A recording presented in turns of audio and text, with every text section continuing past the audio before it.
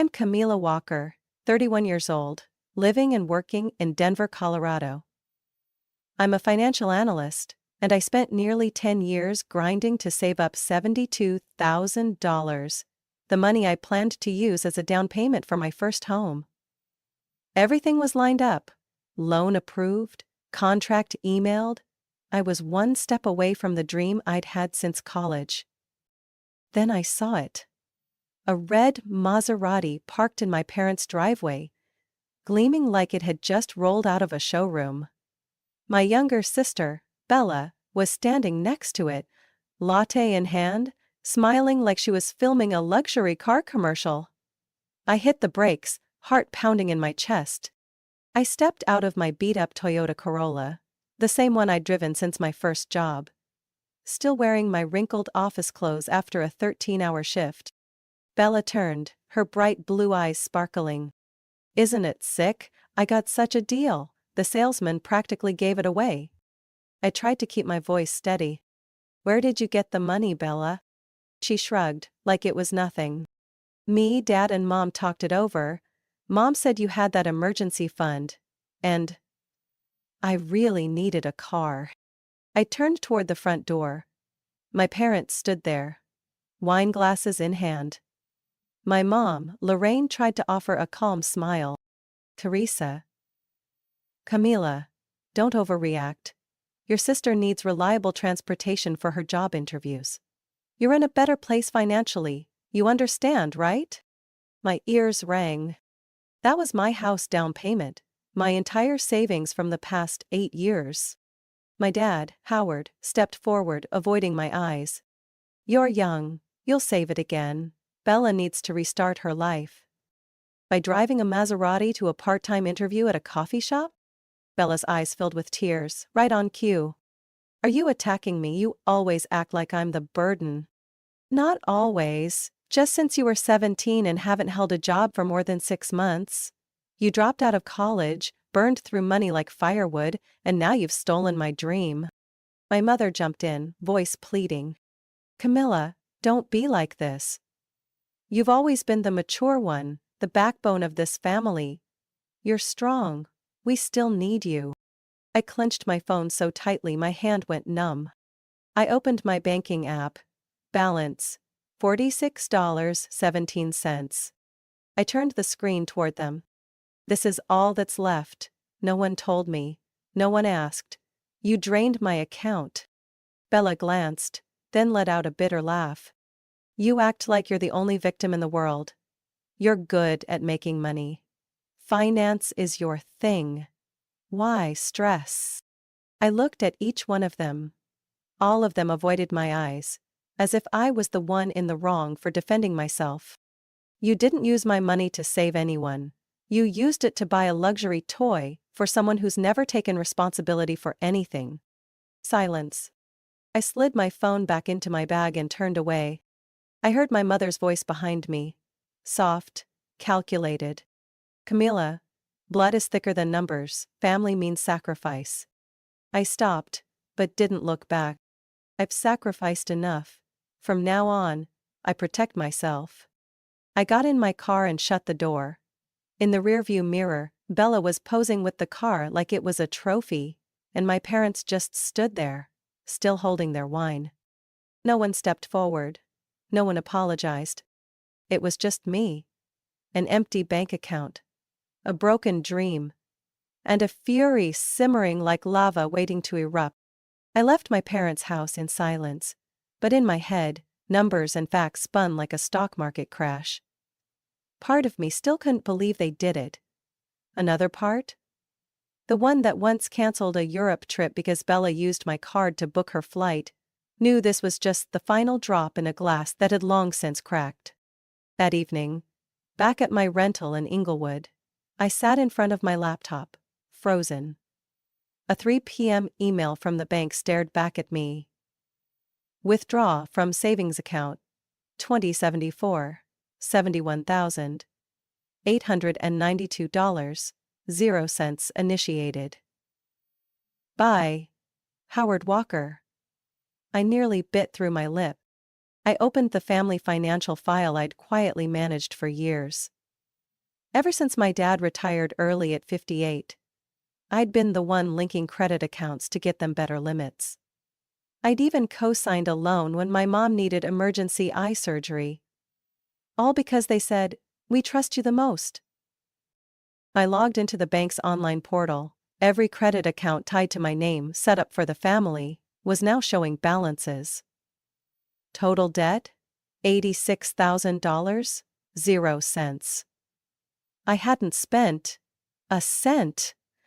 Every charge originated from their zip code. Without hesitation, I called the hotline. "I want to close every credit account under Camilla Walker. Effective immediately. We'll need to verify.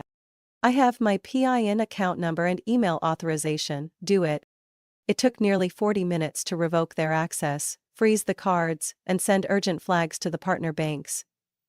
I even locked the Vanguard investment sub-account, where my mom had once accidentally transferred $3,000 from my retirement portfolio to hers.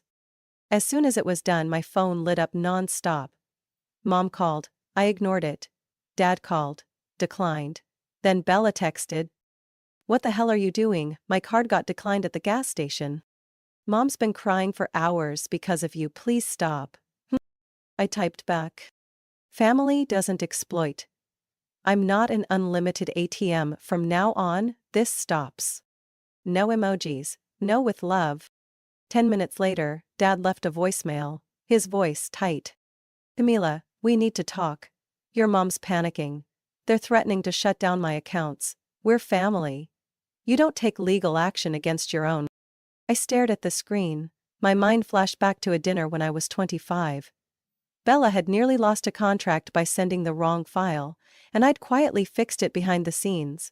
No one remembered that. But they all remembered throwing her a party when she got a new iPad. I called Eveline, our company's legal counsel, and a friend from college. "Eve, I need a quick consult. I might be dealing with financial abuse from my own family." "How much?" "Close to 6 figures, maybe more." "Camilla, file the report first thing tomorrow, and lock down every remaining access point." The next morning, I was in her office by 9 a.m. Evelyn and I spent 3 hours combing through 4 years of transactions. The list was longer than I thought. Tiny but frequent charges. $120, 0 cents, at Sephora.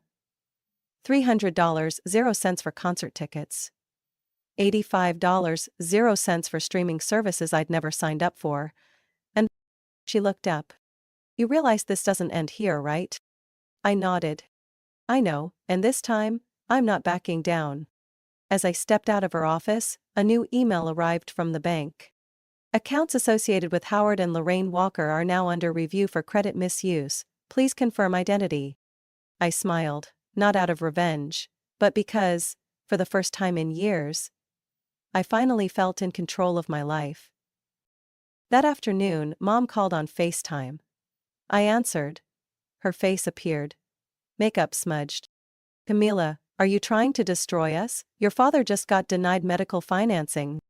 And I just got denied a shot at buying a home. Fair trade. I never thought you could be this cruel." "It's not cruelty, Mom, it's clarity." I ended the call. 3 days later, Bella posted a story, a photo of her dashboard flashing a payment overdue warning. I sighed and turned off my phone. I had more important things to do. Saturday night, I sat in my small apartment, hands wrapped around a cup of cold tea.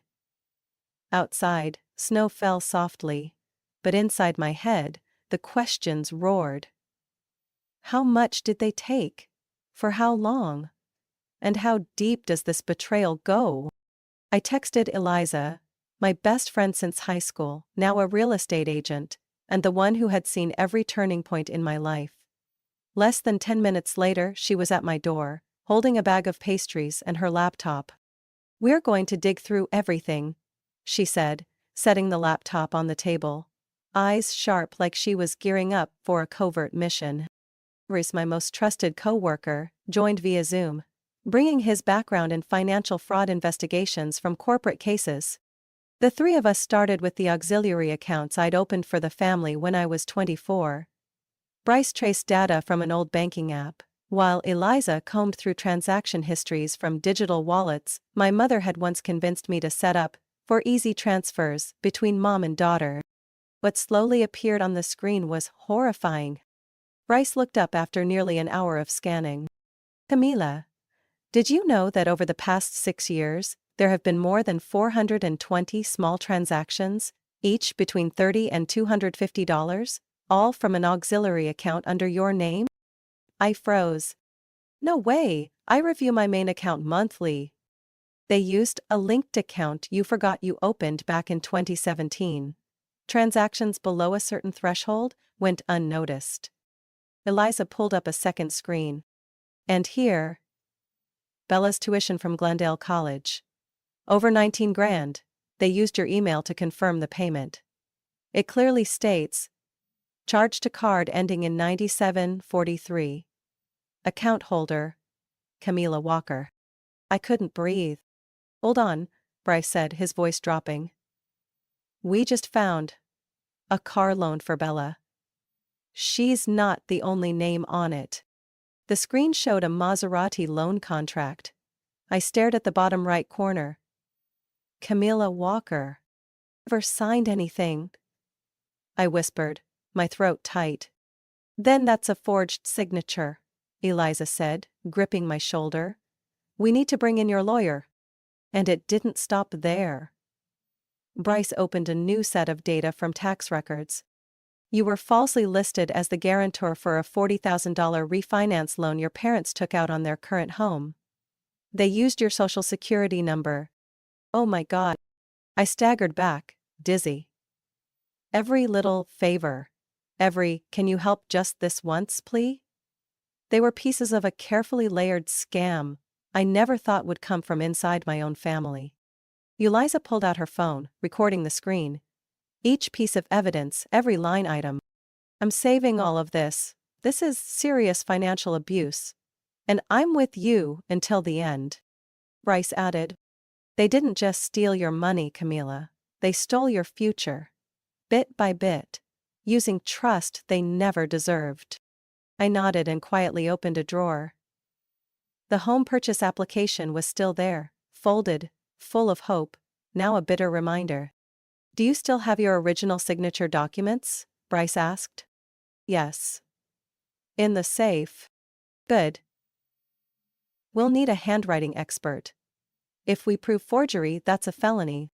Eliza suddenly sat upright. Amelia, do you remember that secondary credit card your mom asked for back in 2019? She said it was to collect travel points for family vacations. I squinted. I canceled that card after 3 months. They requested a new one, had it mailed to your old address, then redirected it to themselves. And they used it to book 3 trips to Napa, Florida, and Hawaii. The screen showed receipts: Four Seasons Hotel, $2,276.00. JetBlue Airlines, $1,209.00, all under my name. I stood up, fists clenched, like someone had ripped away the last layer of protection. This isn't just about a car. This was a calculated long-term theft. Bryce nodded. They used your trust as a foundation, but now they're about to find out what consequences really look like. Eliza grabbed her phone. I'm calling Evelyn, we're filing the report first thing Monday. I looked out the window. Snow still falling, quiet and cold. But inside me, something had shifted. No more fear. No more silence. Monday, 9 a.m. I arrived at the Denver Police Department carrying a USB drive with over 200 pages of evidence. Bank statements, forged contracts, signature samples, tuition confirmations, and loan documents taken out in my name that I never signed. Eliza came with me, carrying printed copies and a letter from Evelyn, our lawyer. Every detail had been carefully prepared. This time, no one was going to dismiss it as just a family matter. The officer at the front desk led me to a private room. There, I met Detective Julie McCarthy. A woman in her 40s. Irish-American. With sharp eyes, but a calm demeanor. I hadn't even said a word when she spoke first. I've reviewed your file. This is one of the most complex cases of familial financial abuse we've seen this year. I sat down, my hands still shaking. My family didn't just take money. They took everything, my trust, my peace. And now they'll be held accountable. I handed her the USB and supporting documents. As she started reviewing them, Eliza added, Camila has evidence they used her name, signature, and social security number to borrow nearly $130,000 over the last 4 years, plus forged academic and tax records. Detective McCarthy nodded. We'll initiate a formal investigation. After today, this will be moved to the Economic Crimes Division. Within 72 hours, if the evidence holds, we'll request preliminary arrest warrants. I nodded. I'm ready to sign anything necessary to move forward. That afternoon, while prepping for a quarterly meeting at work, Garrett, my department head and direct supervisor, called me into his office. Camilla, I need to inform you of something. We received a job application today from someone named Bella Walker. I froze. What position? Assistant financial analyst. She claimed to have a finance degree from UCLA and 3 years of investment firm experience in California. That's all fake. Bella dropped out during her first year. She's never held a job longer than 3 months. Garrett nodded and handed me her application. Listed under references, my name, my corporate email, my direct office line. Every detail correct. I was suspicious, so I contacted UCLA. No record of any Bella Walker graduating. She's trying to leverage my credibility to legitimize herself. Would you like me to forward this to the police? Yes. I already filed a report this morning. We need it to sit on my kitchen counter. Garrett stood, placed a hand on my shoulder. I know this can't be easy, especially when it's your own family. But you have full support here. If you need to take a few days to deal with this personally, the company understands. I nodded, holding back tears. Thank you. But I'm not stepping away. I've already lost too much. This job, I built on my own. That evening, Bryce arrived at my apartment with another folder. Found this while digging through old account records. I opened it, statements from Bella's private middle school and college. Camila, your name was used as a guarantor for both. The payments have been auto-deducted from a dormant account under your name that you probably didn't know existed. I sank into the couch. So while I was living on ramen to afford health insurance, they were quietly using my money to send Bella to private schools? That's not all. Bryce opened his laptop and pointed to the screen. Lorraine and Howard. Your parents filed for a mortgage refinance 2 weeks ago. In the paperwork, they listed you as a co-owner and signed. I could barely process it. Does it have my signature? Yes, and it's forged. Again. That's criminal, document fraud, credit fraud, identity theft. Which is why I've already sent everything to Evelyn and the police. Tomorrow, they're issuing the first round of subpoenas. At that moment, my phone buzzed. Email from Detective McCarthy. We have sufficient evidence to request preliminary arrest warrants for Howard Walker, Lorraine Walker, and Bella Walker. Please report to the station by 9 a.m. tomorrow to complete additional documentation. I set the phone down and looked at Bryce. Do you think I'm being cruel? No. You're demanding justice. And if you don't stop them, who will be their next victim?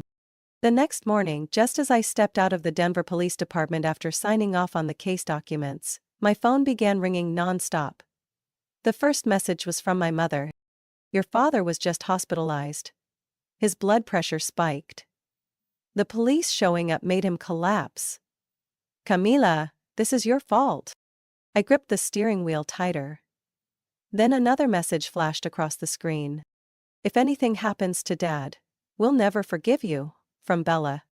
You're tearing this family apart, from Mom, again. I shut off my screen. Not even 2 minutes later, the phone rang again. It was Bryce. Camila, don't panic. But you need to see this. He sent me a link. On Facebook, Bella had just posted a photo of my dad lying in an ICU bed, with the caption, "Pray for my father, a man betrayed by the very daughter he raised. Help us through this difficult time." GoFundMe link below. Family, above all. I couldn't believe what I was seeing. The comments were flooded with sympathy. This is heartbreaking. How could a daughter do this to her own parents? I donated, hoping for healing. The GoFundMe had already raised nearly $12,000, 0 cents in just 4 hours. I felt like I'd been dropped into a staged play, where I'd been cast as the villain, even though I was the one who had been manipulated for years. Eliza called right after. I reported the campaign for fraud. Bryce sent screenshots of the financial abuse evidence to GoFundMe. They're reviewing it now. I scoffed. They'd gone as far as faking a hospital scene and performing public martyrdom. Are you going to respond? No. But if they push one step further, I'll speak. This time, with the truth. That afternoon, I received an email from a local reporter. Subject line: Camilla Walker responds to family accusations? Attached was an invitation to share your side of the story. I didn't reply. I had more important things to do. Justice doesn't live in the media. That evening, just as I was finishing up an email to Evelyn, the doorbell rang. Eliza showed up with a bottle of wine and an envelope in hand. Someone taped this to your door. I opened it. Inside was a handwritten, scribbled note. Unsigned. You're a disgrace to the family, who sues their own parents. No one will ever love someone like you. Don't be surprised when you're all alone. I didn't freeze from hurt, just from the clarity that they weren't going to stop.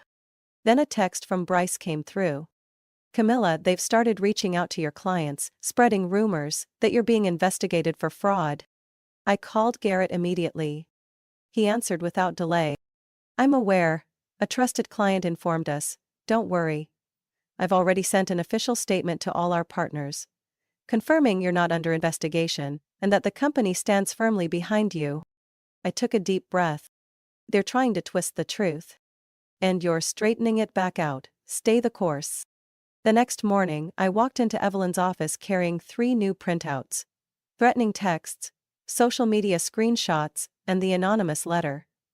She looked through them, then said calmly, "This is enough to escalate the charges to harassment, defamation, and damage to personal reputation." I nodded. Do it. And send it all to the investigators. Later that afternoon, while I was finalizing the monthly report, my mom called on video. I didn't answer. She called 3 times. Then she called Eliza, who picked up, speaker on. Where's Camila? Does she think she's won? Tell her to look in the mirror. The whole city thinks she's an ungrateful daughter. Eliza's voice turned icy. You're wrong. People are starting to ask, what would drive a daughter to take her own family to court? And the answer is in every piece of evidence the court now holds. Silence. Eliza hung up. Camila, next time they try to smear you, we're not just defending. We're going public. If the media wants a story, they'll get it, but with facts, not crocodile tears. I looked at her and smiled. They think I'm weak because I've been quiet. But they're about to find out. My silence was just the calm before the storm. Denver County Court, Friday, 10 a.m. I sat quietly in the front row of the courtroom, my victim impact statement, 6 pages long, clutched in my hands. Every word was mine, every period soaked in years of betrayal, manipulation, and the burden of responsibilities I should have never carried. My parents sat at the defendant's table. My mother, Lorraine, wore a light gray dress, her hair neatly styled, as if appearance could salvage reputation. My father, Howard, looked at least a decade older since I last saw him in the hospital. Between them, Bella sat with her head down, her once flawless makeup now stiff with tension. All 3 wore masks, but their eyes betrayed them. Fear, resentment, helplessness. Judge Reading entered the courtroom, voice clear and firm. We are now hearing criminal case number 2024, W500. W28. Camila Walker versus Lorraine Walker, Howard Walker and Bella Walker, charged with financial fraud, identity theft, and breach of trust. The prosecutor summarized the indictment. Over 17 separate counts, with damages and losses totaling more than $298,000. The evidence had been reviewed thoroughly across 3 prior hearings. The court now invites the victim to make a statement before sentencing, the judge said, looking directly at me. I stood, each step toward the podium grounded with purpose. Your Honor, my name is Camilla Walker. I'm not here today because I want to destroy my family. I'm here because my family destroyed me first. I read my statement out loud. Every transaction they stole from me, every forged loan, every car I never drove and college I never attended but silently paid for. I spoke about the home I never got to buy, the sleepless nights, and the pain of being called an ungrateful daughter while I was the only one working, paying debts and trying to hold us together. I forgave them more times than I can count. But they didn't stop. And when I finally stood up for myself, they called it betrayal. If protecting myself is a crime, then so be it. I ask this court to hold them accountable, as it would any other citizen. I stepped down. The courtroom was silent. The judge reviewed the case file. After considering all evidence, testimony, and the victim's statement, the court issues the following sentence. My heart pounded. Howard Walker and Lorraine Walker are hereby sentenced to 5 years in the Colorado State Correctional Facility, with eligibility for parole after 3 years, and full restitution of $172,800.00 to the victim. Behind me, I heard my mother sob. Bella Walker is sentenced to 3 years in state prison without bail for continued identity fraud after being previously warned, and is ordered to repay $63,500.00 in misappropriated funds. Bella jumped to her feet, screaming, "This is all a misunderstanding. Camila made it all up, she's just getting revenge." The judge slammed the gavel. Order. This is not a performance hall. Their attorney stepped forward with one final plea. Your Honor, my clients respectfully request that Ms. Walker submit a letter asking for leniency. They are remorseful and hope she can show mercy. All eyes turned to me. I rose. I refuse. I won't write a letter on behalf of people who aren't sorry for what they did, only sorry they got caught. I turned toward my mother. You once told me, family is supposed to be the safest place. But you turned it into the first place I ever lost my trust. The judge nodded. Noted, no recommendation for leniency. This hearing is adjourned. Court officers approached and handcuffed each defendant. My father said nothing, his head bowed. My mother murmured something I couldn't hear. Bella hissed at me through clenched teeth. I'll never forget this, Camilla, you ruined everything. I didn't reply. You can't ruin what was already rotting from the inside out. When I stepped out of the courthouse, Eliza and Bryce were waiting. Eliza handed me a warm coffee. Bryce placed a hand on my shoulder. You did the right thing, and you're not alone anymore. I nodded, feeling something I hadn't in years. Lightness. Not because they were punished, but because I was finally free from the role they had forced on me. The burdened daughter. The silent fixer. For all 31 years of my life. 3 months after the trial, I stood in my new kitchen, sunlight streaming through the wide glass window, casting a golden glow across the court's countertop like honey. This 2-story house on the outskirts of Aurora had been the wallpaper on my phone for 2 years. A dream I never dared to speak out loud. Now, it was real. It was mine. Fully. Eliza had just unpacked the last box.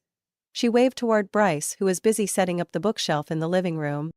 Okay, it's official. Camilla Walker is officially home. The 3 of us high-fived in the middle of the kitchen. I left. This time, no one's touching my bank account to book surprise vacations, right? Eliza raised both hands. Unless it's you taking me to Hawaii, on your own terms.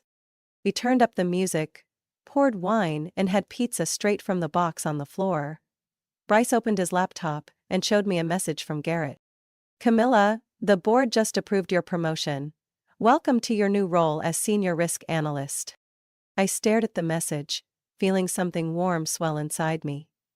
Not pride in the title, but pride in the fact that I had proved my worth not by sacrificing myself, but by standing up for it. It took me almost a decade to build my career and just 6 weeks to nearly lose it all, I said, voice calm. But you didn't let them take it, Eliza replied. Because you had us, Bryce added. And because you remembered who you are. That afternoon, after they left, I wandered around my home. The backyard was big enough for a garden. The balcony upstairs, perfect for reading on clear days. Most importantly, there were no stolen memories here. I opened the mailbox. A handwritten, unsigned letter sat right on top. I opened it. Just a few rushed lines. Can you write a letter for leniency? Your parents are old, prison is harsher than you think. Bella, she's lost. If you won't do it for them, do it for yourself. We're still family. I folded the letter and dropped it straight into the trash as I walked inside. Family? Family doesn't forge your signature to steal your college fund. Family doesn't start fake charity campaigns with your father's hospital photo. Family doesn't treat your silence like a blank check. They were no longer my family. Just strangers with matching DNA. The next day, I accepted an invitation to speak at the State Financial Ethics Conference. My approved topic? When the scammer is your relative, financial abuse within families. Bryce and Eliza sat in the front row, clapping as I stepped on stage. Under the spotlight, I shared my story. Not as a tragedy, not as a spectacle. Just the truth. When I finished, the room was still for a beat. Then came the applause, long, thunderous. An older woman stood up, tears in her eyes. My daughter's going through the exact same thing. Thank you. Thank you for speaking out. As I stepped off the stage, I knew I had taken back my life and opened a door for others still trapped in the silence I once lived in. That night, I came home, turned on the porch light and poured myself a glass of red wine. My voicemail blinked, messages from their lawyers, trying to renegotiate restitution, pleading for compassion due to family circumstances. I deleted every one. As the screen went dark, I caught my reflection. Just a woman, 31 years old. No longer burdened, no longer apologizing, no longer broken. Just Camilla, free, strong, and no longer sorry for defending herself. I looked up at the Colorado sky. Stars glittering like quiet promises. This life? It was just beginning. And this time, no one could take it from me. Camilla's story is a powerful reminder that sometimes the deepest betrayal comes from those closest to us. But through that pain, she learned to stand up, claim justice, and rebuild her life on her own terms. In real life, not all relationships can be repaired, and setting boundaries is essential to protect your peace. Forgiveness is a choice, but staying silent in the face of abuse should never be an obligation. Camilla didn't lose her family. She let go of those who never truly loved her. What do you think about Camilla's journey and the choices she made? Share your thoughts below and don't forget to follow the channel for more moving, powerful stories about life and family.